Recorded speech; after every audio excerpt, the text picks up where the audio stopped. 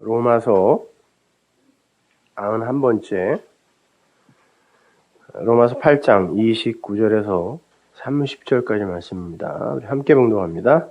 하나님이 미리 아신 자들로 또한 그 아들의 형상을 본받게 하기 위하여 미리 정하셨으니 이는 그로 많은 형제 중에서 맏아들이 되게 하려 하심이니라.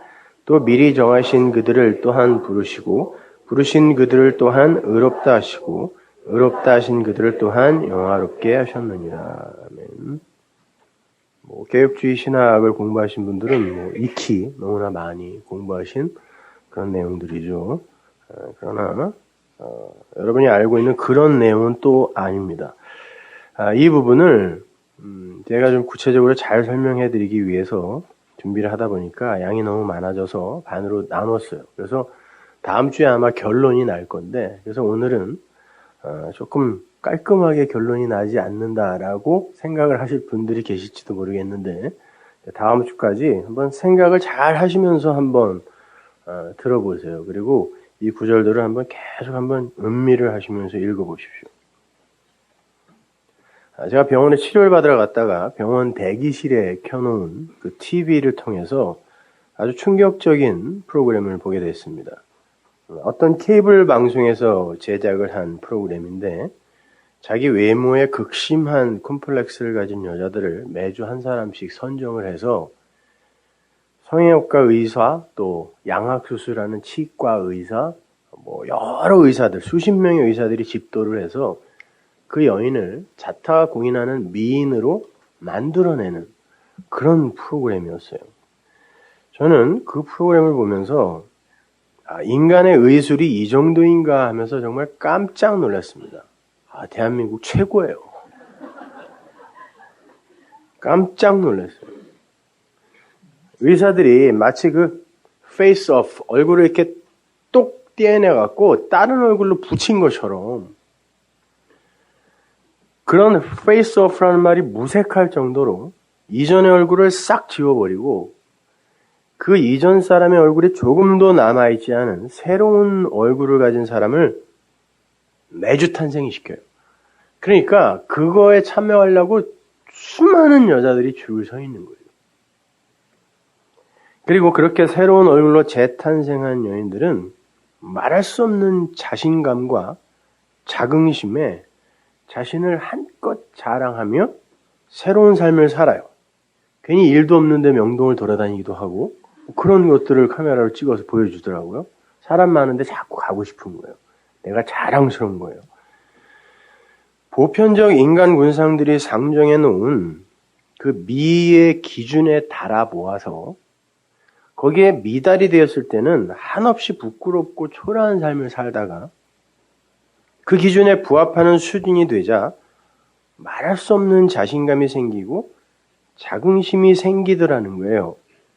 인간들의 자기 능력 과시와 자기 개발의 의지가 얼마나 집요하며 대단한가를 단적으로 잘 보여주는 그런 모습인 것 같아서 아주 좀 씁쓸했습니다. 사실 그거는 세상 풍조, 유행에 따른 미일 뿐이거든요. 불과 100년 전, 200년 전만 해도 지금의 미인들은 어디 가서 명함도 못 내놓았습니다. 그때는 살도 좀 찌고 눈도 좀 작고 그런 여자가 미인이었잖아요. 그죠? 조선시대의 미인도 같은 거 보세요. 그 어디 가서 그거를 미인이라고 내나요? 그때 미인이었다니까요.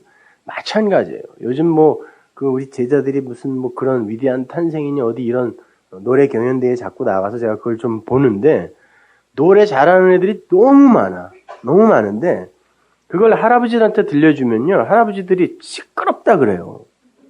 왜냐면 그때 당시에는 문패도 번질 수도 없는 주마개가 최고였거든요. 그때 R&B나 소울 음악을 갖다 들이대면 그거는 잘하는 음악이 아니에요. 잘하는 노래가 아닌데, 근데 그때 그걸 갖다가 오늘날 들려주면 이게 또 뭔가 그런단 말이죠. 그러면 노래를 잘한다는 건 또 뭐예요?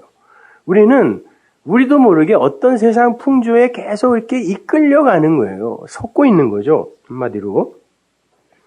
하나님의 은혜가 가입하지 않은 역사 속 아담들은 끊임없이 자신들이 상정하고 합의하고 정의한 그런 자신의 아름다움을, 잘남을 추구하고 그것을 자랑하고 싶어 해요. 그러한 인간들의 추구는 단지 외모뿐만이 아니라 사회적인 능력, 도덕성, 인간성, 선행 등 다방면에 걸쳐서 일어나요. 이 역사 속 아담들은 너나 할 것 없이 그들 속에 있는 두려움을 해소하고 뻥 뚫려 있는 공허를 무언가로든 메꾸어내야 하기 때문에 그래요. 사람들은 외로우면요, 그걸 어떤 방법으로든 그거는 풀어요. 근데 그 고독이라는 건 무엇으로도 메꿔지지가 않거든요. 그건 완전히 다른 거예요. 그렇기 때문에 그 고독은 모든 인간이 갖고 있어요. 태어나면서부터. 그걸 메꾸기 위해서 인간들은 그렇게 자기 인생을 올인하는 거예요. 그래서 끊임없이 자기를 개발하고 자기의 능력을 쌓으며 자신의 외모를 가꿔요. 그도저도 안 되면 육신의 힘을 써서라도 자기의 비교 상대 우위라는 그 자리를 점거하고 싶어 해요. 그래서 힘 있는 이들이 모여서 무슨 폭력 집단을 결성하기도 하고 그것으로 자기를 과시하고 자랑하려고 그래요. 그것밖에 없기 때문에 그래요. 자비, 온유, 선행, 여러분 그거를 좋은 거예요. 좋은 건데 그것밖에 할 수 없어서 그것으로만 나를 드러내려고 하는 그건 사실 비루한 겁니다. 그건요. 제가 토요일마다 우리 애들하고 목욕탕을 가는데 목욕탕에 가면요, 그 시골이라 그런지 꼭 논두렁 양아치들이 꼭 와요. 온몸에 손목, 발목만 빼놓고는 다 문신이에요. 얼마나 아팠을까, 그거. 그런데요, 그 중에 한 대장 아저씨가 꼭 오는데, 그분도 여기저기 칼자국이 그렇게 많아요. 근데 60이 훨씬 넘은 분인데, 사우나에 앉아있으면, 그분이 앉아있으면 그 쫄따구들이 다 들어와갖고, 거기서 안 나가요. 이렇게 열중해서 타고. 그리고는 그 아저씨가 나가야, 금목걸이도 한 2냥은 되나 봐. 얼마나 무거운 거를, 나가면 꼭 졸졸졸졸 쫓아나가요. 그러니까 아무도 못 들어요. 그 사람들이 거기 있으면. 나 혼자 거기 그 사람들과. 나중에 그 아저씨 물어보더라고요. 형님 뭐 하는 사람이냐고. 그래서 목사라고. 그때 아무 말 안 해. 그다음 매주 만나는데 말을 안 시켜. 근데 그 사람들이 이렇게 보고 너무 불쌍한 거예요. 그 아저씨는 진짜 어디 가서 1대1로 이렇게 나랑 붙어도 툭 치면 넘어질 것 같아. 근데 그거 괜히 자기를 이렇게 드러내고 싶고 자랑하고 싶어서 그 사람들을 데리고서 거기에 사우나에 앉아가지고 거기서까지 그래야 되냐고요. 인간들의 그 나약한 모습이에요. 그것이 사실은. 그것밖에 할 수 없는 거예요.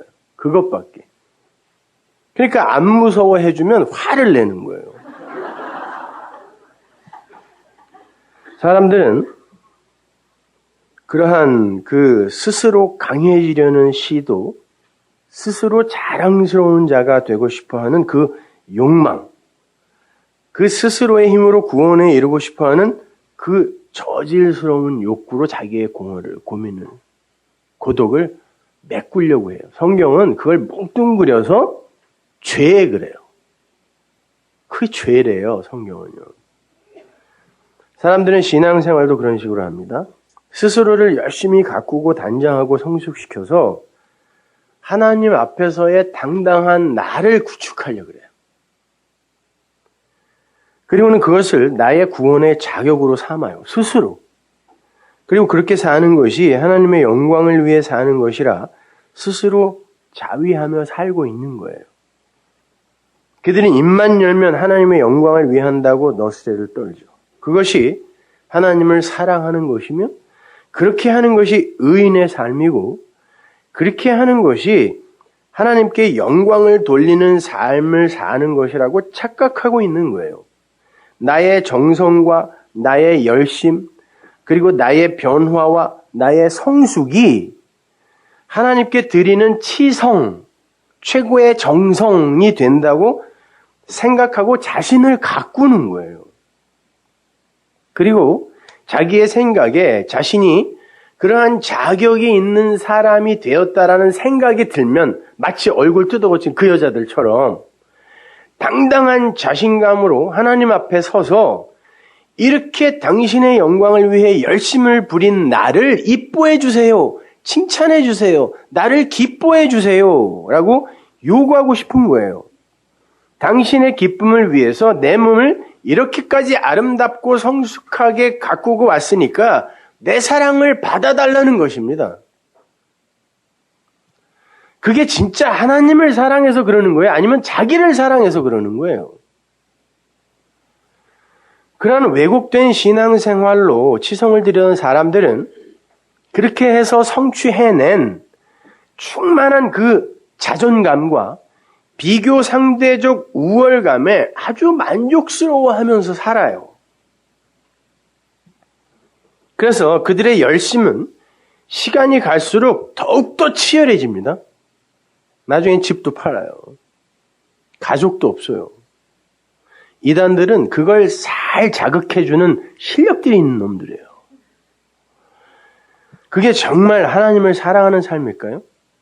그렇게 하면 정말 하나님께 영광을 돌리는 삶을 사는 겁니까?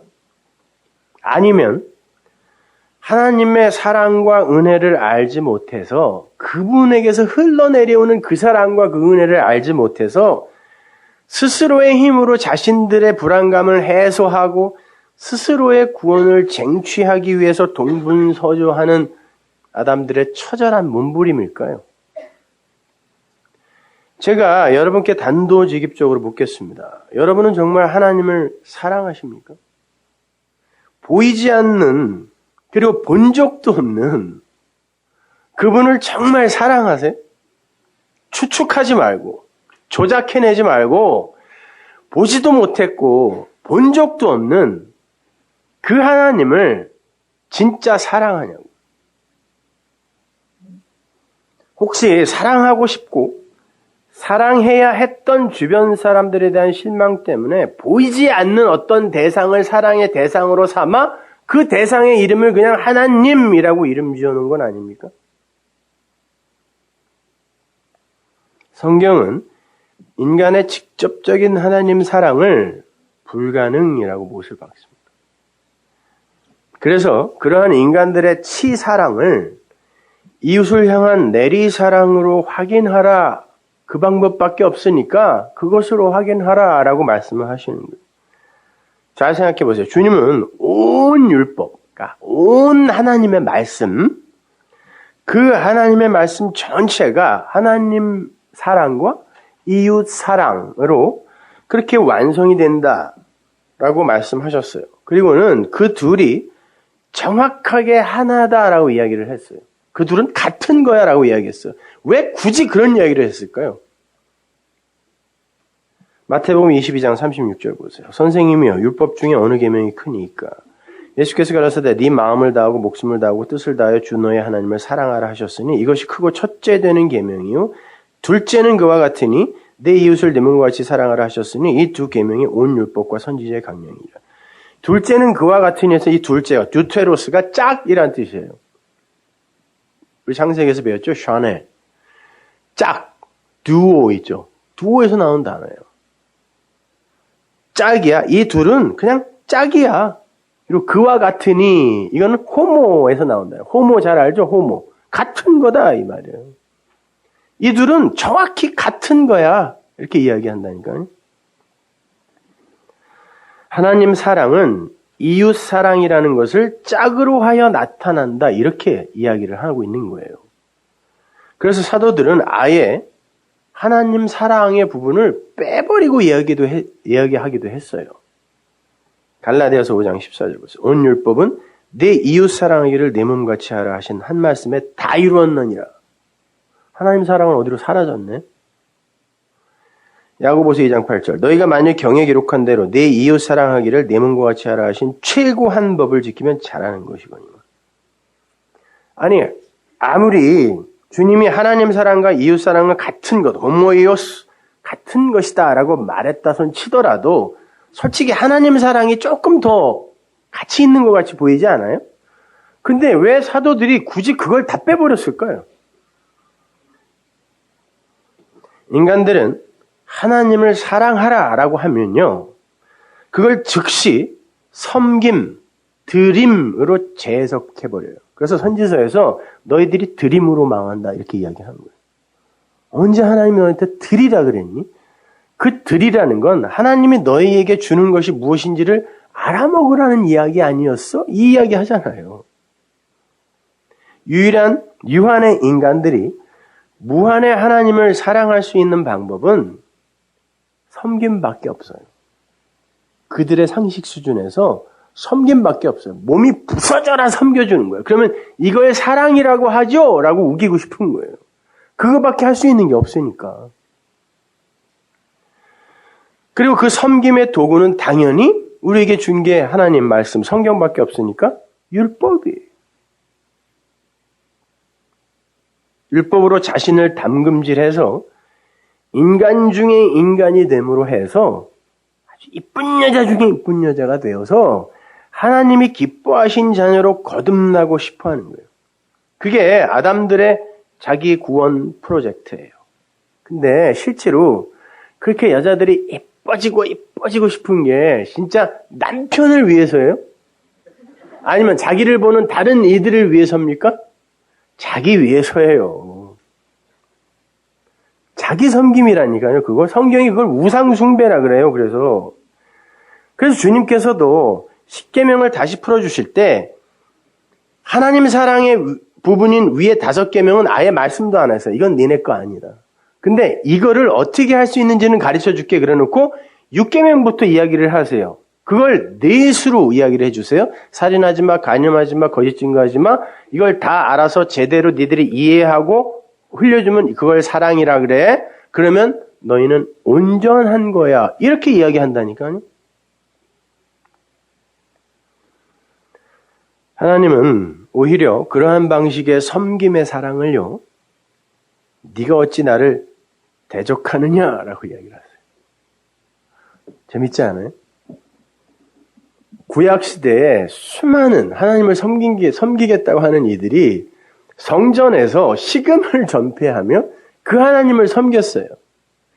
율법을 지키겠다고 저기 칼을 들고 뒤에서 쫓아오는데 안식일이라고 뛰질 않았던 사람이에요. 목숨 걸고 지킨 거죠.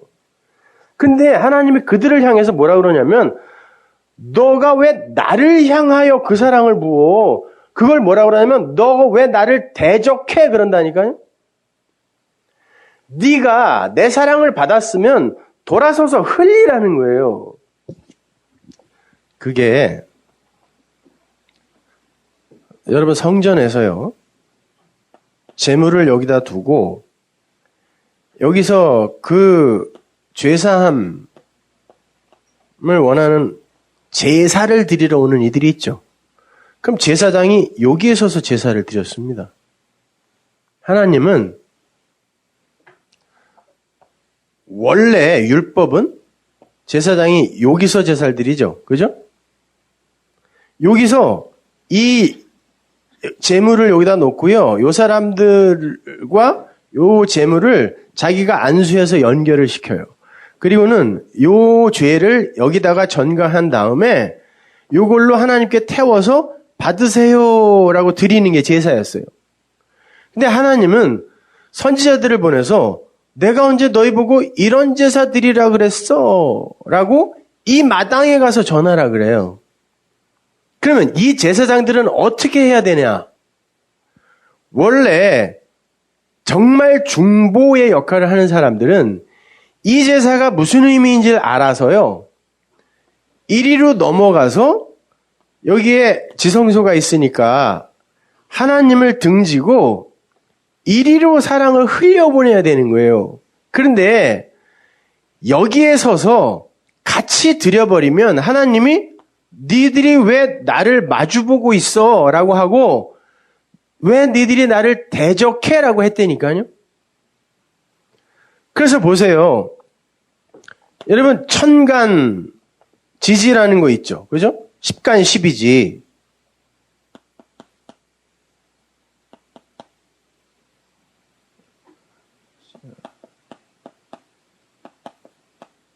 이게 갑을 병정 무기겸신계 해가지고 10개죠. 그죠? 근데 그거를 하늘이라 그래요. 거기에 첫 번째가 갑입니다. 그리고 이 땅지 12지 여기 보세요. 12이잖아요. 이게 자, 축, 이렇게 해가지고 쭉 해서 12개예요. 그럼 이게 뭐냐면요. 요 천간, 하늘의 요 10가지 기둥을 갖고 요 12인 짐승에 불과한 것들이 다 짐승이란 말이에요, 이게요. 그래갖고 나중에 용으로 이게 대표가 되는데, 제가 용띠거든요. 그 용이 뭐냐면, 요 나머지 11 짐승의 특징을 이렇게 모아서 가상으로 만들어 놓은 거예요. 짐승의 대장. 그래서 성경에도 용이 나오는 거예요. 용 생각해 보세요. 돼지 코, 뱀 몸뚱아리, 쥐 꼬리, 닭발, 호랑이 이빨, 이 다 모아놓은 거란 말이에요. 그러니까, 요 짐승에 불과한 이 아래 것들이 이 하늘의 이 10계명이죠. 그죠? 10을 제대로 알아 12이 되면 그게 어떻게 되는 거예요? 어떻게 12이 되죠? 이게 10과 12이 하나 계속 만나서 나중에 다 만나면 60이죠. 그래서 40을 불혹이라 그러고 50을 지천명 하늘의 뜻을 알았다 그러고 60을 환갑이라고 하는데 환갑이 뭐냐면 그들이 다시 그걸 깨달아 하늘이 됐구나 이런 말이에요. 그럼 환갑이 되면 어떻게 되냐면 환갑상은요 늘 여기에서 같이 밥을 먹다가 이분이 일로 가서 이 환갑상을 제사상으로 받습니다. 잘들 몰라서 그렇지 환갑상을 차리는 의식은요 제사상하고 똑같아요. 당신은 땅에서 죽었다라는 뜻이에요. 그래서 축하했던 거예요 이거요. 요즘은 오래오래 산다고 이 환갑을 축하하는 것도 이제 없어졌는데, 그건 이게 뭔지 몰라서 그러는 거예요. 오래 살아서 축하하는 게 아니라니까요. 그냥, 당신은 진리를 알았군요. 그래서 땅에서 죽었군요. 라는 거예요. 그래서 사람은 항상 죽으면 병풍 뒤로 들어가게 됐어요. 그 병풍이 열폭 휘장을 똑같이 본따서 만든 거거든요. 근데 그 휘장은 언제 찢어지냐면 그 사람의 육신의 숨이 멎어야 찢어져요. 그 비밀, 무스테리오는 열린다는 뜻이란 말입니다. 그러니까 그렇게 우리가 아무리 좋은 것으로 하나님을 섬긴다라고 할지라도 그것을 하나님을 향하여 자꾸 뭔가를 갚으려는 의도에서 섬김으로 내놓아 버리면 하나님은 네가 나를 대적한다라고 이야기한단 말이에요. 그걸 기특하다고 하지 않아요. 성경이요.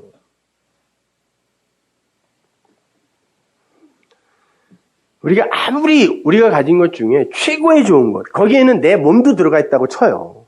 아무리 예뻐지고 아무리 성숙되어지고 아무리 훌륭하게 변화되어졌다고 쳐요. 그럼 그건 다 하나님이 만드신 거 아니에요. 근데 그걸 그분께 드려놓고 내 걸 갖고 와서 드렸으니까 나를 이뻐해 주세요. 그러면 이게 미쳤나 이게. 그럴 거 아니에요. 여러분 걸 갖고 와서 옆집 아저씨가 내 걸 갖고 와서 나한테 이걸 드리면서 나 잘했죠? 이러면 너 미쳤니? 그럴 거 아니에요. 내 걸 갖고 왜 네가 생색을 내? 그럴 거 아닙니까? 아니 하나님께서 이 천지 만물을 왜 만들었다 그랬어요? 창세기 1장 1절에서. 내가 이 아래 것으로 위에 것을 샴마임, 그 물이 있는 거기를 설명해 주기 위해 에레츠, 이 땅의 것을 만들어, 이 세상을 만들어 너희들에게 설명해 줄 거야. 어떻게? 엘로힘으로. 그래서 만든 거라 그랬잖아요. 그러면 이 땅의 것, 아래의 것은 그 하나님, 하늘의 것이 우리에게 알려지면 이제 소멸될 것이죠. 멸해질 것이잖아요. 그런데 이 땅에서 우리가 만들어서 하나님께 드릴 수 있는 모든 건 다 아래 것밖에 없거든요. 그러면 우리가 그걸 알았으면 그 아래 것은 필요 없는 거, 멸해질 거 아니에요. 근데 멸해질 것을 갖다 드려놓고 이쁘죠? 그러면 이게 말이 되냐고요. 말이 안 된대잖아요, 쟤도. 그래서 사무엘서에서 사무엘이 그러는 거예요. 사울, 네가 지금 하나님을 섬긴다고 살찐 소, 재물들 남겨갖고 왔는데 그건 마땅히 멸할 것 중에 좋은 것 아니냐?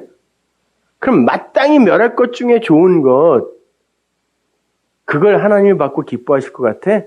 아니, 하나님의 말을 들으라 그랬잖아. 이렇게 이야기해. 진리를 들으라 그랬잖아. 누가 너한테 그런 거 갖고 오래? 그럼 마땅히 멸할 것 중에 좋은 건데.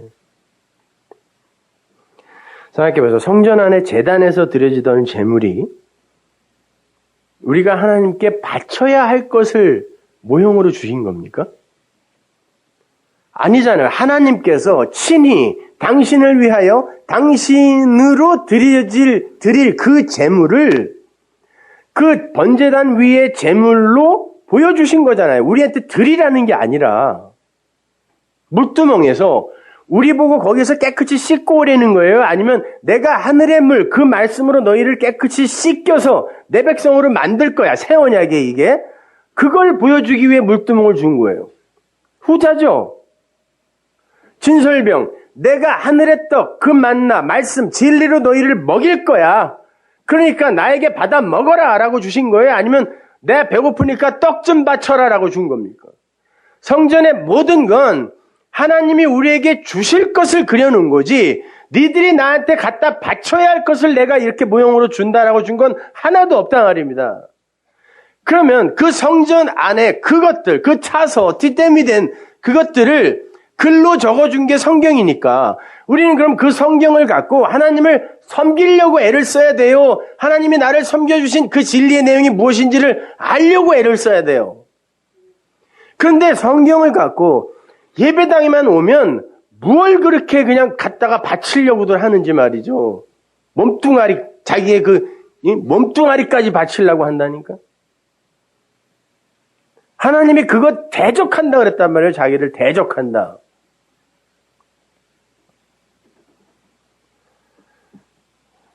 그렇게 하나님 사랑은, 하나님 섬김은 그분이 우리에게 주신 것이 무엇인지를 잘 알아서 당신이 사랑하시는 그분이 이 천하보다 귀하다고 여기시는, 왜? 이 천하가 바로 그들에게 진리를 가르쳐주기 위해 생긴 거니까 이거는 아무짝에도 쓸모없는 거 아닙니까? 그러니까 이거보다 당연히 귀하죠. 당신의 백성이. 천하보다 귀하다고 하는 창세전에 택함받은 그 백성에게 이렇게 흘려주면 그래, 그게 내가 원하는 거잖아. 네가 나를 사랑하는구나 라고 한단 말입니다. 그게 하나님 사랑이라니까요. 그래서 하나님 사랑에 대한 부분은 하나님이 쏙 빼버리고 이웃사랑, 그 아가페를 그렇게 전해줘. 내가 누군지, 내가 그 사랑이라는 것을 전해줘. 그럼 그게 네가 나를 사랑하는 거야. 엉뚱하게 네 것으로 나한테 와서 하나님 사랑해요라고 갖다 바치지 마. 그러는 거예요. 그럼에도 주님만 영광을 받으시라는 둥, 주님만이 나의 사랑이라는 둥, 주님이 다 하셨고 나는 먼지라는 둥, 그런 엉뚱한 소리들을 해야 되고, 어떤 이들은 그게 부러워서 언제 나는 당신처럼 그 주님을 사랑할 수 있을까요? 이러고 심파극들을 하고 앉아있는 거예요. 여러분, 기독교 신앙을 섬김의 신앙, 그 드림의 신앙으로 착각하고 있는 사람들은 두 가지 유형으로 나타나는데, 그 한 가지가 뭐냐면 그렇게 무엇으로라도 열심을 부려서 하나님이 기뻐하는 어떤 걸 만들어내려고 하는 이런 율법주의적 신앙으로 하나는 나타나고, 다른 하나는 그래요, 당신이 다 하셨죠. 당신의 피, 당신의 십자가가 다 이루셨죠. 그러니까 저는 아무것도 할 게 없는 거죠 라고 그걸 그냥 우상으로 갖고 있는 거. 이 둘로 나타나요. 둘은 완전히 다른 것 같죠. 그래서 서로들 욕하고 지랄들을 떤다니까 지금도. 니네는 율법주의야, 니네는 너무 방종해 이러고 앉아있어요. 내가 보기엔 둘이 똑같은 거예요. 안 그래요? 그 십자가, 그 성경, 그 성전을 섬김의 대상으로 갖고 있으면 사람은 반드시 율법적 열심을 부리게 되어 있거나 아니면 그걸 그냥 우상화 시켜놓고 나는 거기서 제외시켜버리는 이 두 가지 유형으로 나타난다니까요. 근데 똑같은 놈들이 서로 대척점에 서갖고 내가 잘났다지, 내가 잘났다, 네가 잘났다 이러고 앉아있다니까요.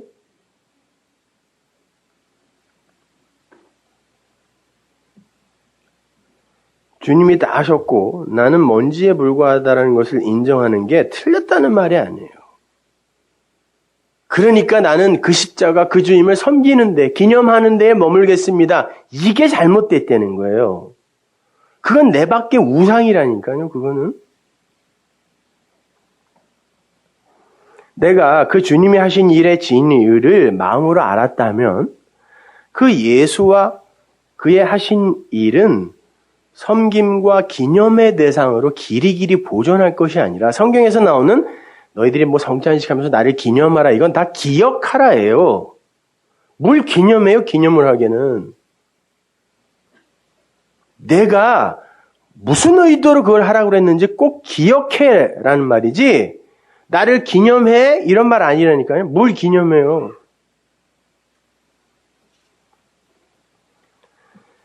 그건 내가 그 내용을 진의로 알아먹었으면 즉시 두들겨 패서 파괴해야 할 거라니까요, 그거는. 그래서 구하라, 아이테오, 찾으라, 제테오, 그 다음에 크루오, 두드려서 부수어라. 너희들이 구하고 그렇게 구해서 찾으면 너희들은 니들이 섬김의 대상으로 갖고 있던 그걸 두드려서 부술 것이다라는 얘기예요. 그게 뭡니까? 내가 문이라고 했던 예수예요. 율법으로 오신 예수. 그분을 섬김의 대상으로 갖고 있으면 안 된다는 뜻이에요. 그래서 여러분 우리 옛날에도요. 우리가 입주식 같은 거 하잖아요. 집 지어놓고. 그러면은 대목수가요. 문을 이렇게 다는데 문을 이렇게 잘라서 달지 않습니다. 원래. 이렇게 하나로 나무로 딱 대놓고 입주식할 때 톱으로 위로부터 이렇게 깨요. 문을. 그리고는 문을 열고 들어가서 밟아서 깨고 불씨 들고 들어가는 거예요. 그 문은 두드려서 깨는 거라니까요. 예수님이 그 문으로 오셨단 말이에요. 그러면 여러분이 그 문 안으로 들어가려면 저 문을 두드려서 살해할 목적으로 패서 없애버리는 거예요. 그래서 하나님께서도 아브라함에게 그 자손, 그 제라, 그 씨가 무엇인지를 설명해 주기 위해서 주신 이삭이라는 아들을 알았지 이제? 그럼 가서 죽여라고 이야기한 거예요. 그건 너에게 더 이상 필요 없어. 그랬을 때 아브라함이 그렇죠. 맞죠? 제가 알아야 할 건 그거인 거죠. 중요한 건 이 이삭이 아닌 거죠. 하나님이 나를 제라, 그 후손, 그 아들로 만들어내셨다라는 그 진리를 이야기하는 거죠. 라고 했을 때 그 자손이 진짜 약속의 후손이 되는 거예요.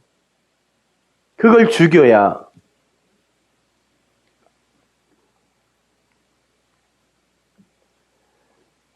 바울이 당시 율법주의의 그 침공으로 쑥대밭이 되어 있던 갈라디아 교회에게 이런 편지를 썼어요. 갈라디아서 5장 11절 보세요. 형제들아, 내가 지금까지 할례를 전하면 어찌하여 지금까지 핍박을 받으리요? 나는 너희에게 할례를 전하던 사람이다. 할례가 뭡니까? 우리는 택한 백성이다라는 표식을 스스로 자기 몸에 스티그마타, 흔적으로 남기는 거죠. 근데 당시에는 뭐 날카로운 메스나 이런 칼이 없기 때문에 돌을 팍 던져가지고요. 돌을 돌에다 던져서 파편이 튀잖아요. 그때 날카로운 돌 하나를 잡아서 표피를 잘라버렸어요. 근데 그게 얼마나 아팠는지, 그리고 부작용은 또 얼마나 많이 났겠어요. 그래갖고 그 세겜과 하몰이 야곱의 딸 디나를 강간했을 때 그 시므온하고 레위가 니네 다 할례해. 할례도 안 한 사람에게 내 동생 못 줘. 그래서 다 할례하게 만들어 놓고 둘이 가서 다 죽여버렸다니까요. 못 일어나가지고 제일 아플 때 사흘 때 가가지고. 그만큼 힘든 건데 난 지 8일 되는 아기들한테 그걸 행했다니까요. 그게 뭐예요? 내 몸을 들여서라도 당신이 기뻐하는 사람으로 나는 변하고야 말겠습니다. 이런 의지였어요, 그거요. 나쁜 거예요, 이게? 근데 하나님이 그거 나쁘다 그랬다니까요. 내가 할례를 그런 식으로 너에게 줬냐? 근데 이스라엘은 주구장창 그런 할례만 했단 말이에요. 그러니까 바울이 그러는 거예요. 당연히 자기도 할례를, 율법을 전하던 사람이었죠. 그래서 교회를 핍박했잖아요. 근데 내가 지금까지 할례를 전하면 그랬으면 십자가에 거치는 것이 그쳤으니 내가 십자가를 이야기했을 때 거리끼는 게 없을 거야. 이런 말이에요. 근데 이제는 할례를, 율법을 아니라고 하고 다니니까 십자가를 전할 때 거치는 것들이 생기는 거죠. 너희를 어지럽게 하는 자들이, 율법으로 어지럽게 하는 자들이 스스로 베어버리기를 원하노라. 아포콥토. 너희들이 내가 십자가 복음을 전했을 때 너희들을 미혹하는, 너희들을 어지럽게 하는 율법주의자들이 지금 있는데, 갈라디아 교회의 문제점이었잖아요, 그것이. 그거 계속 하려면 아포콥토. 그냥 아예 자르라 그래. 이런 말이에요. 비아냥이에요. 베지 말고 아포콥토. 그럼 아예 싹둑 잘라. 이런 말이에요. 그거 그렇게 좋아하면 아예 잘라버려라. 형제들아, 너희가 자유를 위하여 부르심을 입었으나 그러나 그 자유로 육체의 길을 삼지 말고 오직 사랑으로 서로 종노릇해라. 야, 자유를 위해서 너희들 부름 받았잖아. 그리고 진리의 말씀을 받았잖아. 그걸로 왜 할례만 하고 있어? 내 몸을 들여 하나님, 그 하나님을 섬기려고 하고 있어. 아니, 사랑으로 서로 종노릇하라고 그거 준 거 아니냐? 이런. 온 율법은 내 이웃 사랑하기를 내 몸같이 하라 하신 한 말씀에 다 이루어지는 거야. 그 하나님께 네 몸 들여서 뭐 할 거야? 아, 그렇게 좋으면 잘러! 이런 말.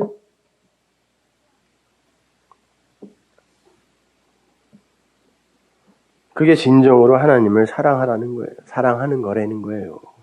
너희들 서로 그 진리의 말씀을 흘려줘야지. 그게 하나님 사랑 아니야? 이렇게 이야기한단 말이에요.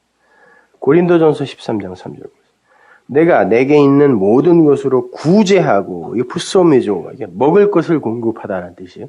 내가 내게 있는 모든 것으로 너희들을 먹이고, 이런 말. 내 몸을 불사르게 내어줄지라도, 그게 사랑이 아니면, 그게 무슨 구제고 무슨 선행이냐. 근데 왜 그런 것으로 하나님을 기쁘게 하려고 그래? 사랑으로 기쁘게 하라 그랬잖아. 그게 하나님을 사랑하는 거야. 그게 하나님이 우리에게 생명을 주신 이유 아니겠냐. 여러분, 생명 하니까 자꾸 여러분들이 오해를 하시는데, 나라는 존귀한 존재를 위해서 그 하나님이 자기 목숨까지도 버리셨다. 꼭 요렇게, 그것도 자기 증명의 재료로 갖다 써버려요. 진짜 그래요? 여러분 같은 그냥 이런 분들을 위해 하나님이 자기 목숨까지 끊어버린 거예요? 십자가가 그런 겁니까? 하나님이 영이시라며 어떻게 그분이 생명을 잃어요? 무슨 말씀이에요, 그러면 그게? 하나님이 우리를 위하여 생명을 주셨다라. 하나님께서 우리에게 생명을 주셨다는 건 신의 자기 계시라 그랬죠. 신과 인간이 구별될 수 있는 것은 신이 인간에게 포착되지 않을 때 신이에요. 근데 신이 자기를 계시하기 시작했다는 건 내가 너에게만큼은 내가 신의 자리를 포기하겠다는 뜻이에요. 너를 나로 만들겠다는 거예요, 하나님이. 그걸 신의 죽음이라 그런다니까요.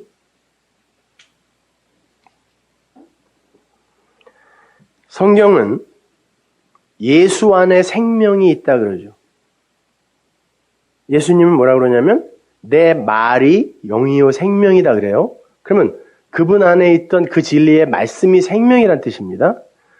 그러면 예수님이 여러분을 위해 생명을 줬다는 게 뭘 줬다는 거예요? 진리의 말씀을 줬다는 거예요. 단순히 목숨 끊었다는 얘기가 아니라 그거에 너무 감동받지 마시라니까요. 나 같은 걸 위해 예수가 죽으셨대로 가지 말고 그분이 갖고 있던 유일한 생명, 이 세상에는 없다던 그 생명이 거기 있었는데 그 생명을 담은 육이 터져버리자, 언약의 기둥에서 터져버리자 그것이 영으로 나에게 전해졌다가 예수님이 나에게 생명을 주셨다라는 거예요. 근데 그렇게 나에게 생명을 주시기 위해서는 그분의 육신이 하신 일과 그분이 육신이 하신 말이 나에게 율법이나 아니면 어떤 감동적인 사건으로 여겨지다가 그것이 삭제되었을 때 나에게 진리로 이해되어지는 거잖아요. 그러니까 그건 육인 예수가 죽는 거네? 그로 말미암아 그분의 생명이 나에게 오는 거잖아요. 그 이야기지 나같이 이런 존귀한 아들을 위해 하나님이 목숨을 버리셨다가 아니라니까요. 그러면 여러분이 누군가에게 그 진리를 전해서 그가 생명을 얻게 하고 내가 죽는다는 건 뭐예요? 내가 누군가에게 그 진리를 설명하면 그 사람이 진짜 창세에 택함 받은 하나님의 아들이었을 때 그런 거구나. 저 사람이 무슨 대단하게 공부를 열심히 해서 아니면 자기를 열심히 개발하고 성숙시켜서 하나님께 구원받은 게 아니라 그 진리, 그 사랑, 그 은혜가 저를 구원한 거구나 라고 그의 육이, 전환자의 육이 먼저 죽는 거예요. 그리고는 생명이, 내 안에 있던 생명이 그에게 나누어지는 거고 그게 나를 죽여 그에게 생명을 주는 거지 내가 죽도록 고생해갖고 무슨 그를 구원해내고 있다고 얘기가 아니란 말입니다. 뭘 전도한다고 뭐 그렇게 죽도록 고생들 하고 그래요? 듣다가 안 들으면 말고 그러지 다?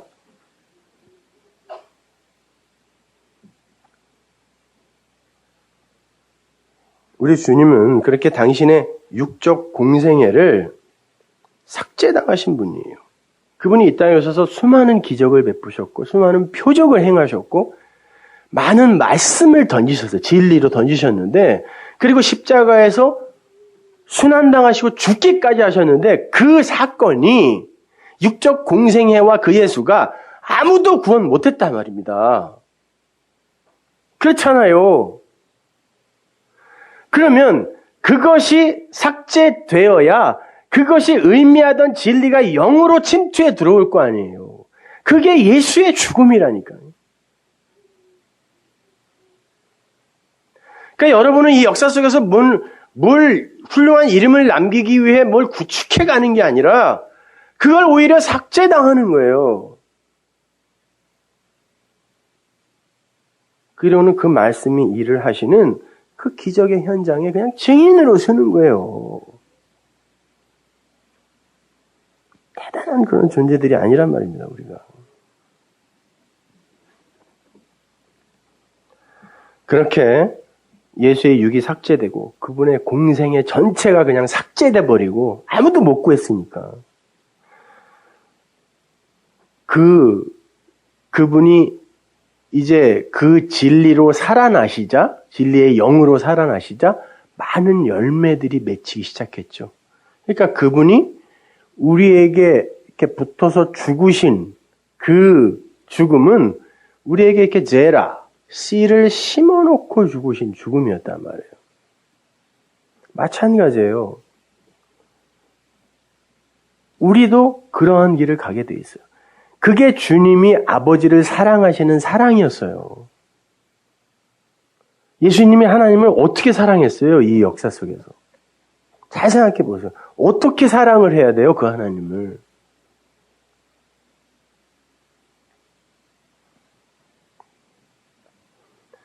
아들이 아버지를 사랑하고 있음을 보여줄 수 있는 유일한 방법은 그의 육을 부정당하고 그 안에 아버지가 사랑으로 부어주신 그 사랑을 드러내는 길밖에 없다니까요.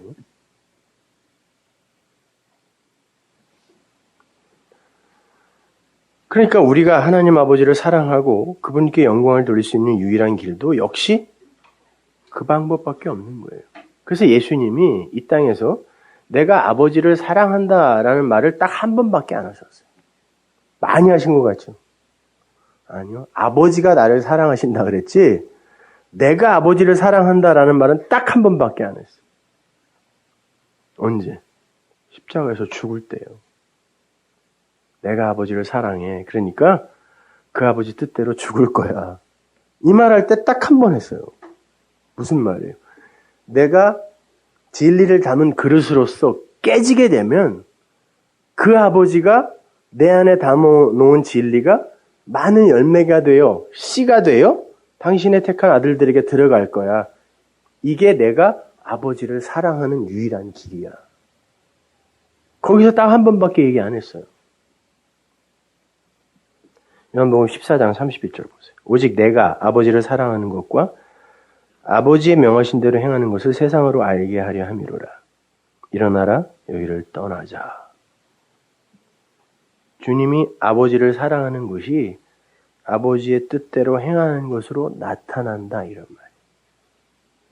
근데 그게 자신의 육체를 삭제당하고 자기 안에 있는 생명을 영으로 전달해 주는 거였단 말이에요. 그게 십자가며 그게 하나님 사랑이에요.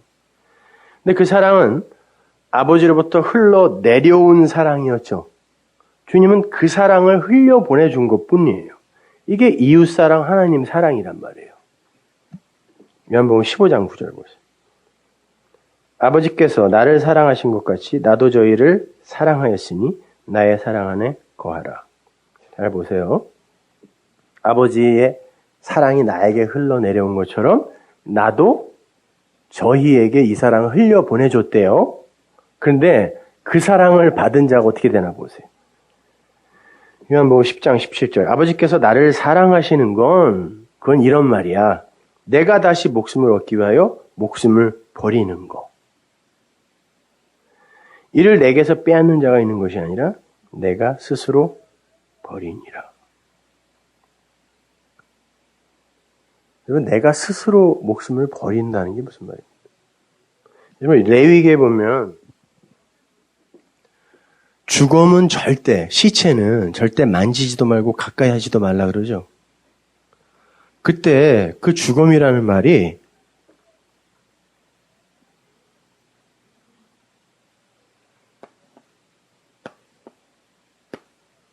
네베라라는 말인데요. 이게 무슨 말이냐면 사전 한번 찾아보세요. 스트롱 사전 있는 분들. 스스로 죽은 자라는 뜻이에요.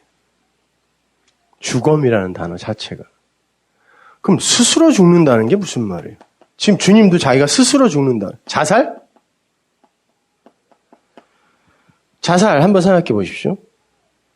내가 자살을 하겠다, 스스로 죽겠다고 결심하고 실행에 옮겼는데 내 목숨을 붙들고 있는 이가 허락 안 하면 스스로 죽을 수 있어요, 없어요? 못 죽습니다. 그렇죠? 그러면 아유 죽고 싶어, 난 죽을 거야 라고 하는 이들은 다 죽을 수 있어야 돼요. 근데 실패하는 경우도 왕왕 있습니다. 그건 스스로 죽는 게 아니에요. 그 생명을, 그 호흡을 붙들고 있는 누군가가 허락해야 죽을 수 있어요. 그러면 이 세상에서 스스로 죽을 수 있는 건 아무도 없어요. 그럼 스스로 죽을 수 있는 자는 누구? 이 땅에 하나님으로 오신 예수님밖에 없어요. 보세요. 예수님이 이 땅에서 십자가에 매달려 죽으시기 전에 바리새인들이 그들을 데리고 왜 빌라도에게 갔습니까? 바리새인들이 그들을 죽일 권한이 없었죠. 예수를 죽일 권한이 없었어요. 근데 빌라도는요. 내가 아무리 봐도 너는 정치범이 아닌데? 너는 죽을 사람이 아니야. 너 나한테 얘기해. 네가 죄 없다고 한마디만 하면 놔줄게. 그랬는데 예수님이 아무 말도 안 했다 그래요. 그럼 빌라도는 죽일 마음이 없었고 이스라엘은 죽일 권한이 없었어요. 그때 스스로 죽을 수 있는 거는 하나님밖에 없어요. 그래서 하나님이 스스로 죽었다라고 하는 거예요. 자살이라는 건요. 그러니까 스스로 죽는다는 건 뭐냐면요. 아, 이 육은 이것 자체로 가치가 아닌 거구나 라고 알았을 때 그걸 스스로 죽는다 그래요. 근데 자살이라는 건 이 육이 너무 가치 있는데 내가 원하는 대로 안 되어줘서 죽는 걸 자살이라 그래요. 그건 스스로 죽는 게 아닙니다. 스스로 죽는 건 이 육신이라는 건 진리 앞에서 하나님 앞에서 무가치한 거구나. 진리를 깨닫게 해주기 위해 나에게 주신 거구나 하고 알면 그때는 이거와 상관없이 되죠. 그걸 스스로 죽는다 그래요. 그래서 성도도 그 받아들인 예수와 똑같이 그 진리를 깨닫게 되었을 때 그렇지 이건 아니지 이것이 생산해내는 걸 하나님이 무슨 기쁨으로 받으셔 라고 깨달아 알게 되면 그게 스스로 죽는 거예요. 그러면 그 스스로 죽은 이가 나무에 달렸습니다. 근데 성경에 나무에 달린 자마다 저주받은 자니까 만지지도 말라라는 건 뭐냐면 너희들 예수를 통하여 니들이 그게 뭔지를 알았다면 그 스스로 죽은 그거는 이제 버리고 돌아서서 그 사랑을 얘기하라는 거지 그걸 기념하라는 게 아니라니까요. 그래서 스스로 죽은 거 그 네베라는 만지지도 말아라라고 한 거예요. 그리고 일부러 단어를 그런 걸 갖다 썼다니까요.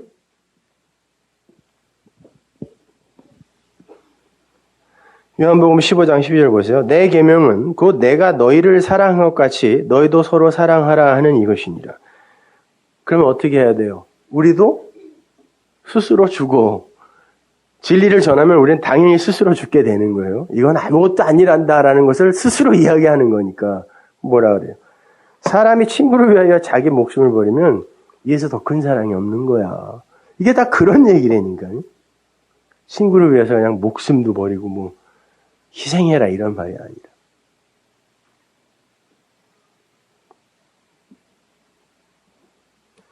자, 제가 이렇게 한번 설명해 볼게요. 성경은 언약의 기둥에서 당신의 육과 생애를 삭제당하시고 우리에게 생명을 주시는 그리스도 예수를 우리의 신랑이라 그러죠. 율법으로 오신 십자가 이전의 예수는 로마서 7장에 나오는 첫 번째 남편입니다. 죽어야 하는 남편. 죽기 위해 오신 남편. 그런데 그 신랑이 죽고 새로운 신랑이 오는데 그 새로운 신랑은 불의 혀처럼 오시는 말이라는 신랑이에요. 말씀, 그리스도의 영, 푸뉴마라는 신랑이라니까요. 새 신랑은. 그 이야기가 가나의 혼인잔치 이야기예요. 첫 번째 신랑, 두 번째 신랑. 제가 수요일 날 그 새 떡, 우리에게 일용할 양식을 주옵시고 해서 그 떡, 그거를 밑에서 새 떡이라고 이야기하거든요. 주님이. 그게 무엇인지 제가 설명해 드리면서 그건 제가 자세히 설명해 드릴게요. 제가 여러 번 말씀드렸다시피 신랑이라는 개념은 연합의 개념을 설명하기 위해서 동원된 것이에요. 신랑이 없으면 사람 취급도 받지 못하는 과부. 당시 고대 시대의 과부는 그런 존재였어요. 그래서 고아와 과부라고 이야기하는 거예요. 구제의 대상을. 그 군의 네케바죠. 그죠? 그에게, 신부에게 꼭 필요한 그 반쪽 부분, 그 분깃, 기업, 그곳의 의미로 동원된 게 신랑이란 말이에요. 여러분, 창세기 1장에 보면 이런 이야기 있죠. 하나님이 당신의 형상으로, 제가 다음 시간에, 주일 시간에 형상에 대해서 얘기할 건데, 형상으로 남자와 여자를 만들었는데, 그게 사람이다 그래요. 그래 놓고는 그 사람을 하아담이라고 이야기합니다. 그래 놓고 이거는 남성 단수로 써버려요. 근데 이 하아담, 사람을 만들었다라고 하면서 남자와 여자를 만들었다. 그럴 때는 자칼이라는 말하고 네케바라는 말을 써요. 이게 남자고 이게 여자인데요. 이 남자와 여자, 남성이고 여성이거든요. 근데 이거를 합쳐서 남성 단수로 써버려요. 그러면 보십시오. 이 자칼이라는 건 뭐냐면 원래는 이쉬, 이쏴 이렇게 쓰거든요. 남자, 여자 할 때는. 근데 꼭 거기서만 자칼, 여섯째 남편, 네케바 이렇게 남편, 아내 이런 개념으로 써버려요. 그래 놓고는 요거는 합쳐져서 하나야라고 이야기한다니까요. 그래서 하나님이 천국에는 있지도 않은 결혼이라는 걸 이 세상에 만들어 놓은 거예요. 요거 배우라고요. 그래서 남자와 여자는 하나가 되는 거예요. 하나. 그래서 가정에서는 항상 이 하나가 되기를 힘써야 되는 거죠. 그래서 남자와 여자가 잠자리에서도 하나가 되는 거예요. 그것이요. 에하드예요. 그게 통일, 하나, 연합이라는 거예요. 그게 뭐냐면 이 네케바라는 그릇이 자칼이라는 요 내용을 받게 되면요. 요렇게 돼요. 요게 네케바고요. 요게 자칼이에요. 그래서 요렇게 딱 맞물리게 되면 하나로 그냥 합쳐지는 거예요. 요철처럼. 그래가지고 요게 반, 요게 반 이렇게 돼요. 그래서 요게 자칼, 요게 네케바 이렇게 돼야 비로소 하나 아들이 되는 거거든요. 근데 요게 반씩 나눠져 버리면 요거를 성경이 독처라 그래요. 독처하는 것이 좋지 못하다 그러죠. 그 좋지 못하다라는 단어도 뭐냐면은 로토브라는 뜻이에요. 이게 뭐냐면 선하지 않다, 악이다라는 말이에요. 이게요. 악. 그러면 이렇게 하나님도 우리 인간도 관계없이 그냥 홀로 있어버리면 인간은 물론 악이지만 하나님도 악하기로 결정해버린 거예요. 그러니까 반드시 하나님은 당신의 아내 신부를 만들어내셔야 돼요. 그래서 요렇게 둘이 하나가 되면 요 남편이 요렇게 아내에게 가서 요 아내를 아들로 만들어내는 거잖아요. 그래서 요 신랑을 성경은 또 부모라고도 써요. 이게 다 그냥 말씀 이야기 하는 거예요. 우리의 남편이 그 진리의 말씀이고 우리를 낳는 아버지 어머니가 바로 그 말씀이다. 이렇게 이야기하는 거예요. 성경이. 그러니까 성경에 나오는 아버지 어머니 이야기는 육신의 아버지 어머니 이야기는 한 군데도 없고 전부 나를 낳는 그 하나님의 말씀을 이야기하는 거예요. 네 부모를 공경해라. 마찬가지야 다. 나를 낳아주는 그 말씀을 가치 있게 여겨야죠. 공경해야죠. 자랑해야죠. 그것이 사랑인데 그것이 말씀을 전하는 거고 그 얘기하는 거란 말입니다.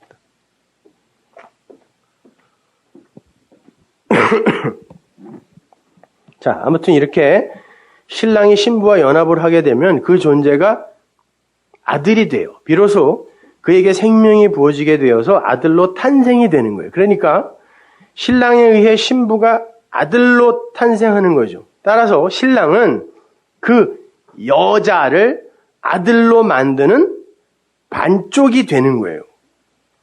에베소서 5장 31절. 그리고 그걸 부모라고도 하고 이러므로 사람이 부모를 떠나 그 아내와 합하여 그 둘이 한 육체가 될지니 이 비밀이 크도다. 내가 그리스도와 교회에 대해 말하노라. 이 얘기네요. 그죠? 그건 하나님과 교회, 우리의 이야기래요. 그게 하나가 되어야 그것이 바로 아들로 새 생명으로 탄생하는 거다. 이걸 설명해 주기 위해 결혼이라는 걸 만들었대요. 신랑과 신부라는 걸 만들었대요. 이거는 창세기 2장 24절을 그대로 옮긴 거죠. 이러므로 남자가 부모를 떠나 그 아내와 연합하여 둘이 한 몸을 이룰지로다. 아자브 이쉬 에트 아부 에트 엠 다바크 이사 하야 바사르 에하드. 여러분, 요걸 제가 써놓은 건데, 그 다바크라는 요 말이요. 악교, 본드로 쫙 붙여버리다 이런 뜻이에요. 남자가 떠나요. 이 떠나다는 말, 이 말도 용서라는 말이 있어. 남자가 용서를 하기 위해 떠나는 거예요. 어디로 떠나요?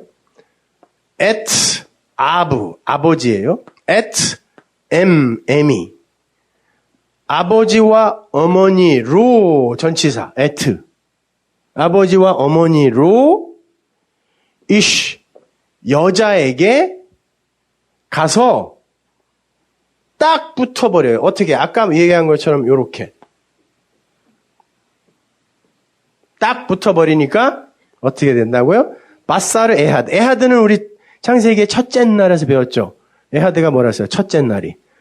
통일, 연합 이런 말이라고 했잖아요. 이게요. 에하드가.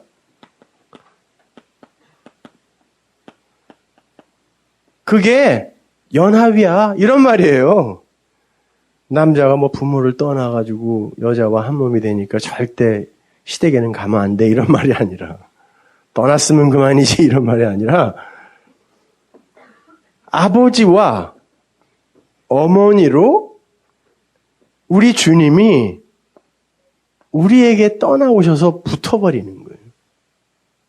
그래서 갈라디아서에서 하늘에 계신 그 말씀은 어머니라 그러죠. 새 언약을. 그죠? 어머니라 그러고 우리 안에 계신 그걸 또 아버지라고 하죠. 근데 내가 이게 뭐랬어요? 하나님의 집, 성전, 이걸 아버지라고 읽는다 그랬어요? 내가 그 말씀을 안에 가져 하나님의 집이 되면 내가 또 아버지죠. 그래서 하나님이 아버지와 나는 하나다라고 이야기를 하는 게 그 말이란 말이에요. 그럼 난 또 아버지가 되어서 누군가를 또 낳죠.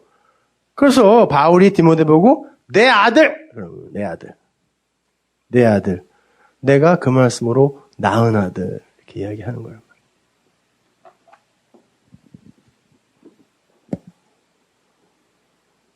오늘 본문에 하나님께서 예수 그리스도를 맏아들이 되게 하셨다 그러죠?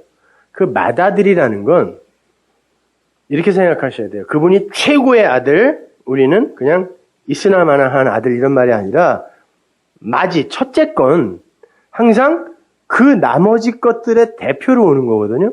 그러니까 그 나머지 것들이 진짜 강세는 거기에 있어요. 이것들을 어떻게 아들로 만들어내는지를 보여주는 아들이라는 의미에서 맏아들이 되게 하셨다라고 하는 거예요. 그분이 맏아들. 그러면 우리도 당연히 그렇게 되겠네요?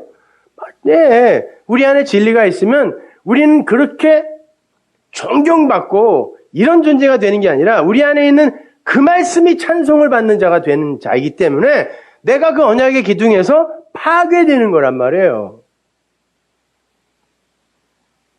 그래서 예수님이 맏아들이란 말입니다.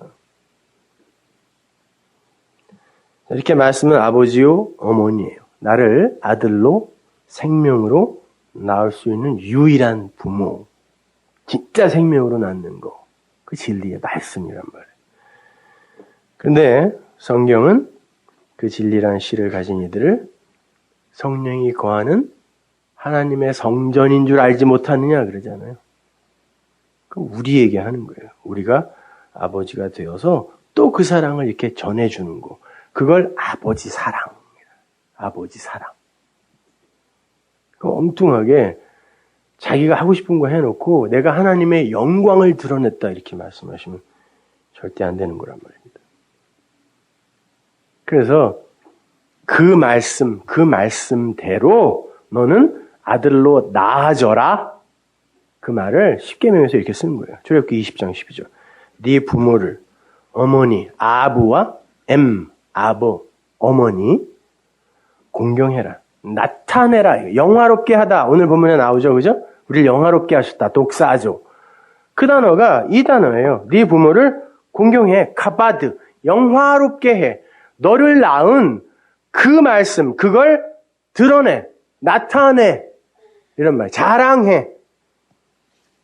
그러면 너희 하나님 나 여호와가 네게 준 땅에서 네 생명이 길리라. 그 말이 뭐예요? 그게 그렇게 나타내는 게 그 말씀이 뭐라 그랬어요? 내 안에 생명이라 그랬죠? 땅에서의 너희들의 진짜 생명이야. 이런 말이에요. 땅 많이 준다는 게 아니 장수한다는 말이 아니라. 오래 살면 뭐 할 거예요? 요즘 수명이 점점 길어져 갖고 말이죠, 이게. 문제예요, 문제. 할아버지 할머니들이 어디 갈 데가 없어 갖고 파고다공원에만 그냥 전부 모여가지고 말이죠. 그게 생명이죠. 내 안에 있는 그 말씀을 흘려주는 그 생명을 흘려주는 게 그게 내 생명이라니까요. 그러니까 그게 땅에서의 네 생명이야. 유일한 확인할 수 있는 진짜 생명은 그거밖에 없어. 이런 에베소서 6장 1절 보세요. 자녀들아 너희 부모를 주 안에서 큐리오스는 그리스도죠. 그리스도 안에서 순종해라. 너희를 낳은 그 부모, 그 말씀을 그리스도의 말씀으로 받아들여야 된다는 거예요. 네 아버지와 어머니를 공경하라. 이것이 약속 있는 첫 계명이니 약속 안에서의 최고다 이 말. 그러니까 나머지 계명은 전부 이리로 수렴된다는 거죠. 이는 네가 잘되고 땅에서 장수하리라. 또 똑같은 말이에요. 그게 선이야. 그게 잘 되는 거야. 그리고 그게 너의 생명이야. 이렇게 이야기하는 거죠. 또 아비들아 너희 자녀를 노게 하지 말고 오직 주의 교양과 훈계로 양육해라. 그런데 그걸 율법으로 전해주면 아비라는 작자들이 그게 자녀들에게 짐을 지우는 거죠. 그 자녀들을 노엽게 하는 거예요. 그게. 그러니까 어떻게 하래요?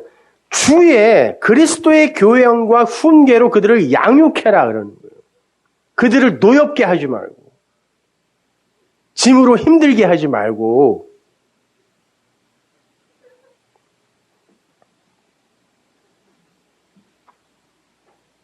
주님께서는 고르반이라는 걸 예로 들어서 그러한 율법과 진리를 설명해 주시기도 하셨습니다. 마태복음 15장이죠.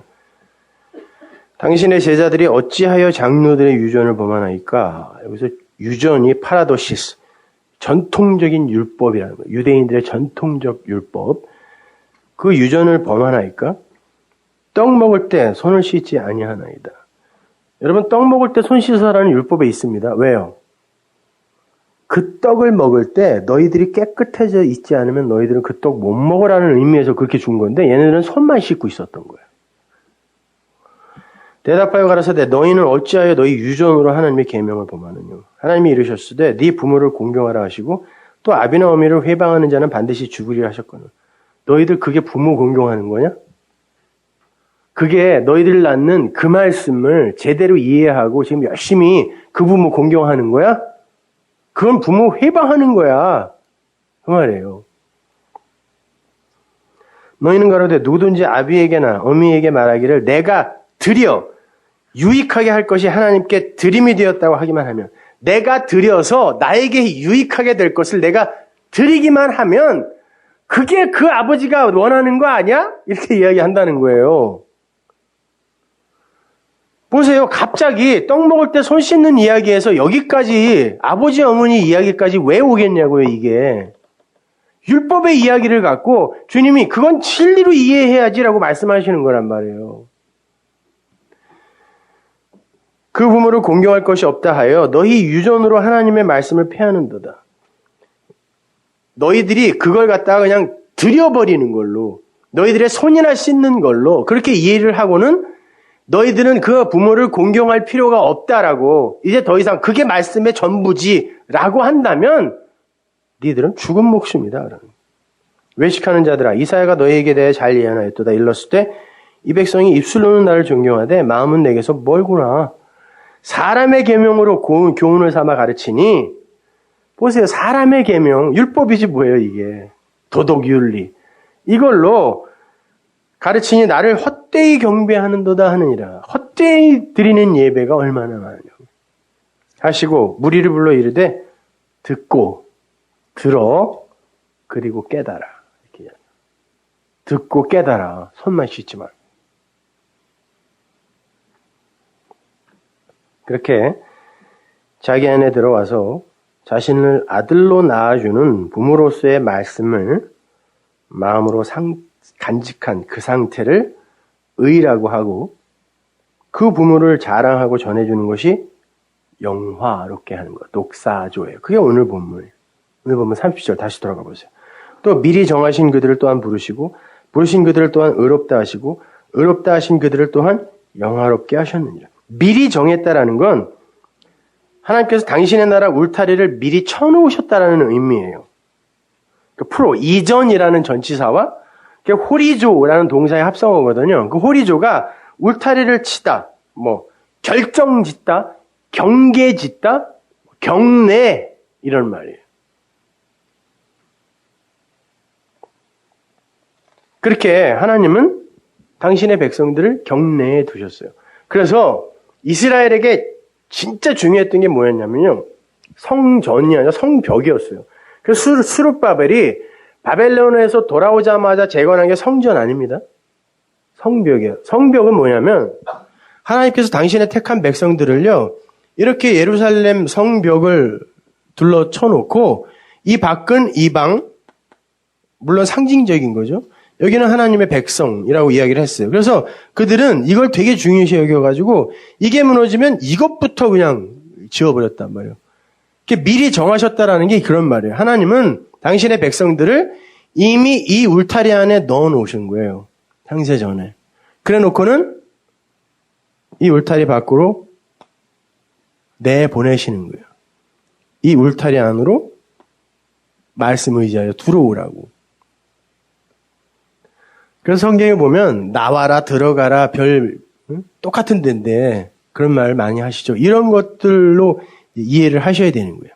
그러면 하나님께서 미리 정하신 자들을 어떻게 한다 그래요? 의롭다 하신다 그러죠. 네? 그럼 의롭다가 뭐예요? 의롭게 하다. 디카이오가 의롭게 하다라는 말이거든요. 동사예요. 그런데 하나님이 이게 의롭다 하시다라는 이 말을 명사로 쓰면 디카이오스예요. 근데 헬라에서는 오미크론 시그마가 붙으면 항상 존재거든요. 그래서 이거를 의라고도 쓰지만 공의, 의 이렇게 쓰는데 그 의가 뭐냐면 제가 지난 시간에 설명해 드렸나? 지지난 시간에 설명해 드렸나? 이렇게 좌와 우가 없이 그냥 이거와 무관한 자로 똑바로 서버리면 선과 악 이런 거와 관계없이 똑바로 쓰면 그냥 그걸 의라 그래요. 그걸 의. 그리고 근데 그게 뭐냐면 그거의 내용이 하나님이에요. 그래서 니카이오스 그러면 이걸 그냥 하나님이라고도 쓴단 말이죠. 그리고는 이걸 의라 그래요. 그러면 의인은 뭐예요? 의인. 이게 디카이오스가 의니까. 요 의와 연합된 사람은 의인이 되는 거예요. 그래서 이렇게 디카이오스 이 의를 내 마음에 그 말씀을 통하여 갖게 되어 선, 악, 좌우, 죄, 의 이런 거와 상관없이 되어버리면 그를 의인이라 그래요. 그리고 그를 뭐라고 그러냐면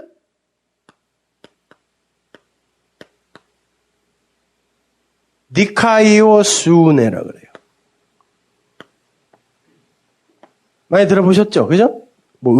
다 의라고 번역을 해놔갖고 개역성경은 이 수네는 내가 마음으로 가지고 있는 상태. 그래서 그게 내 안에 있으면 그게 나잖아요. 그 상태를 니카이오수네라 그래요. 자, 다시요. 하나님이 우리를 니카이오, 의롭게 해버리시면 그 의롭게 하는 게 뭐냐면 우리 안에 이 디카이오스, 의를 집어넣으시는 건데 그 의가 뭐냐면 말씀으로 좌도 없고 우도 없고 되어버린 그 똑바로 위에 서 있는 그 하나님이란 말이에요. 그걸 내가 갖게 되면 내가 니카이오스네, 의가 되는 거예요. 의인이 되는 거란 말이에요. 그러면 내가 그 의를 가졌어요. 그래서 이게 그거구나라고 이 좌도 없고 우도 없는 걸 이렇게 드러내는 걸 뭐라 그래요? 보이지 않는 걸 이렇게 그 하나님을 이렇게 보이게 나타내는 걸 영광. 그래서 그러는 거예요. 하나님이 미리 정하신 그들을 의롭게 하시고 의롭게 하신 그들은 당연히 영화롭게 되어 있어요. 그 일을 하도록 정해져 있다는 뜻이에요. 하나도 안 어렵죠, 그죠? 그 말이에요. 영화롭게 하다.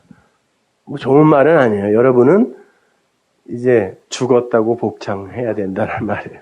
나의 욕을 삭제당하고 그 진리, 그 사랑을 드러내는 삶을 살게 되어 있다. 결정되어 있다. 그래서 다 과거 시제예요. 의롭게 하셨고 영화롭게 하셨다. 번복되지 않는다는 뜻이에요.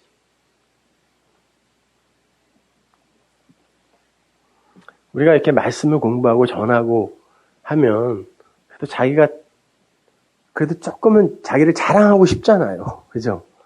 내가 너보다는 많이 아니까 그래도 내가 너에게 이렇게 얘기해 주는 거 아니겠니? 진짜 제대로 전하면 그 사람이 나를 존경해 주는 게 아니라 나를 그렇게 만드신 그 하나님을 찬송하게 되어 있어요.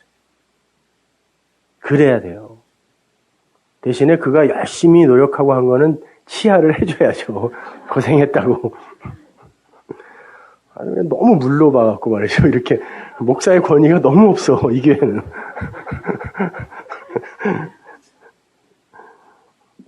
자, 그 영광에 대해서 제가 조금만 더 설명하고 오늘은 마치고 다음 주에 제가 대단원의 결론을 내드릴게요.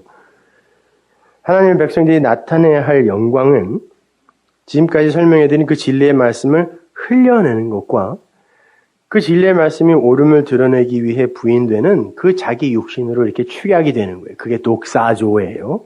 영광을 드러내다. 영화롭게 되다. 그걸 베드로 사도가 이렇게 이야기합니다.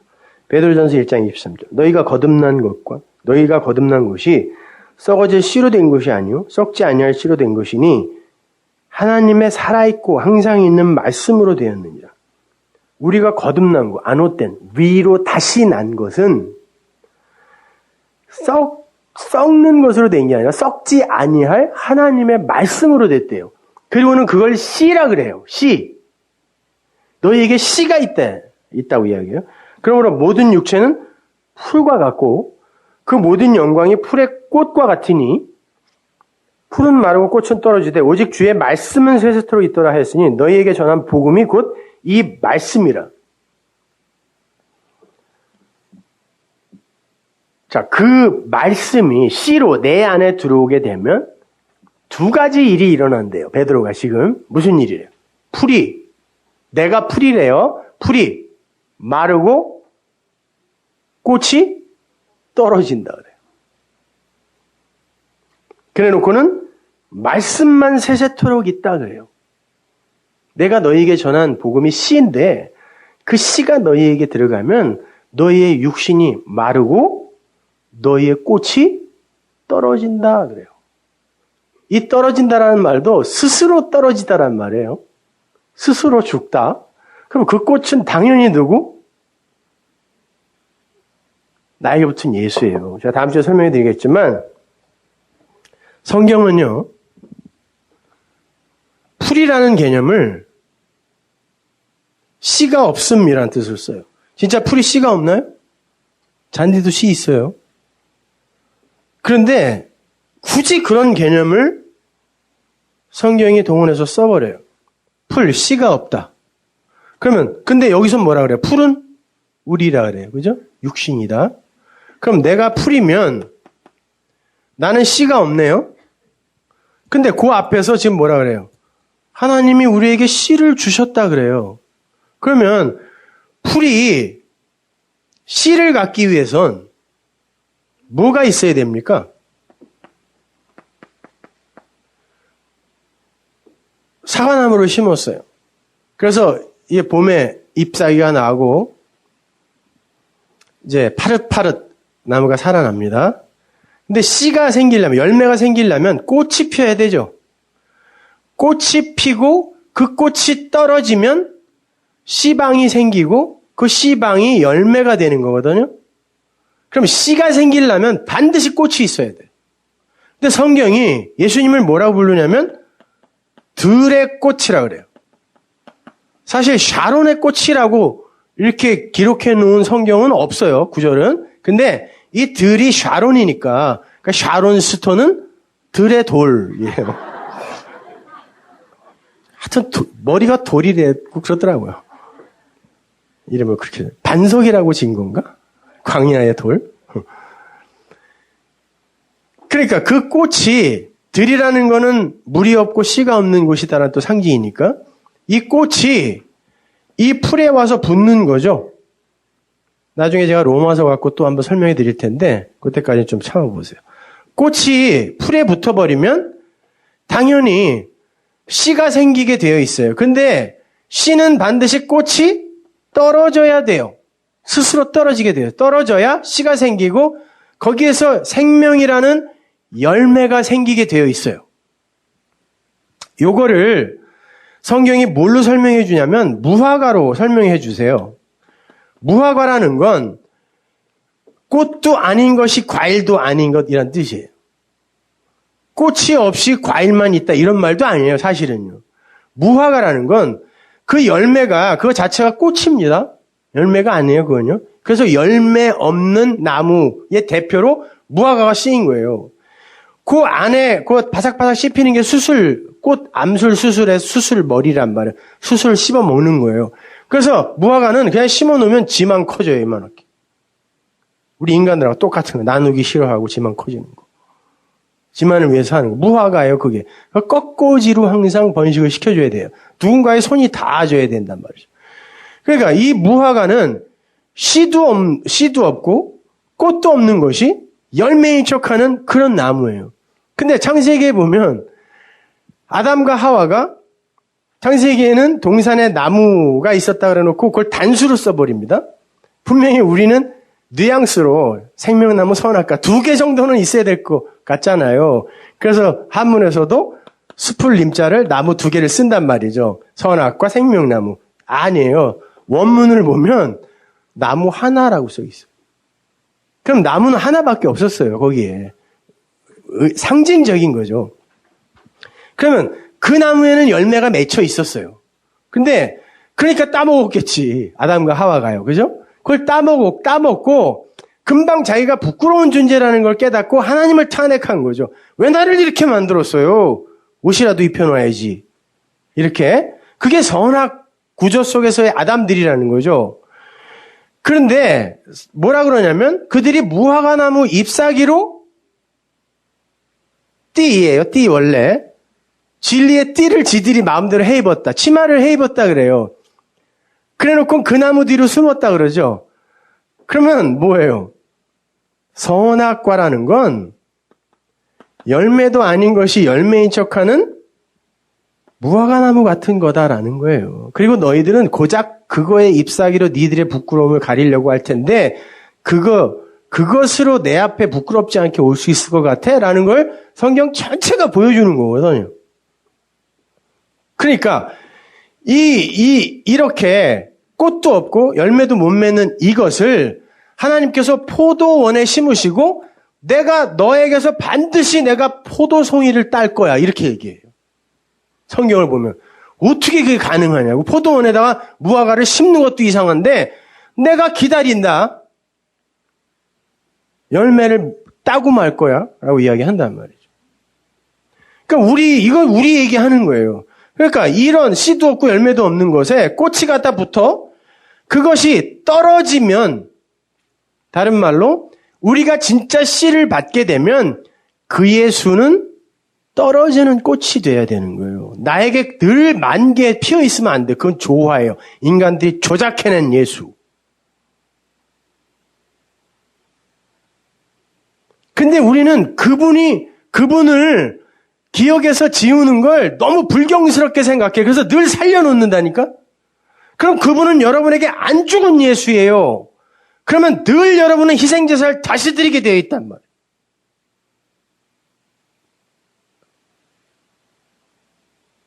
그러니까 희생제사 드리고 아니면 거기다 그냥 살려놓고 나는 아무것도 아니에요. 당신이 다 하셨어요. 이러고 앉아있는 거예요. 둘이 똑같은 놈들이에요.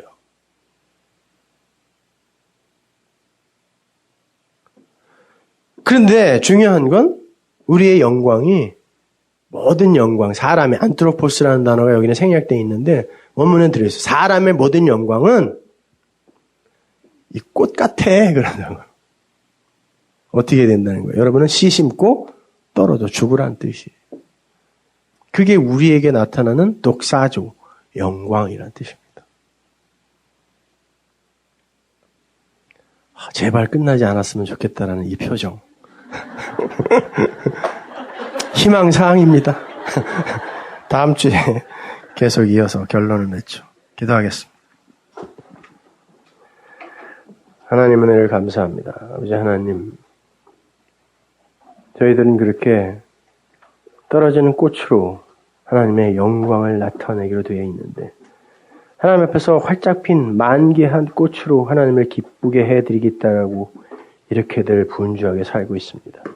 하나님 그 진리의 말씀이 우리를 더욱더 잘게 부수게 하셔서 하나님이 정말 기뻐하시는 것이 무엇인지 그리고 하나님을 정말 사랑하는 것이 무엇인지 올바로 사랑할 수 있게 하시고 올바로 전할 수 있게 도와주옵소서. 예수님의 이름으로 기도합니다. 아멘.